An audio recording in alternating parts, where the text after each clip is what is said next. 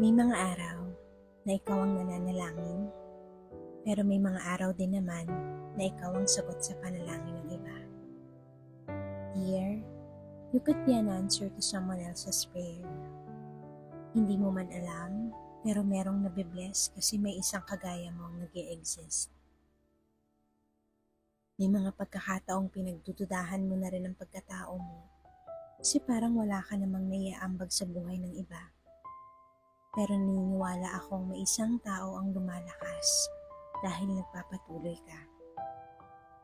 You are far from perfect. Yes, you are. But you could still be a blessing to many others. You showing up is a big blessing. You loving others is still a big blessing. And you praying for someone is a blessing some are grateful for. Salamat at may kagaya mo. With love and prayers,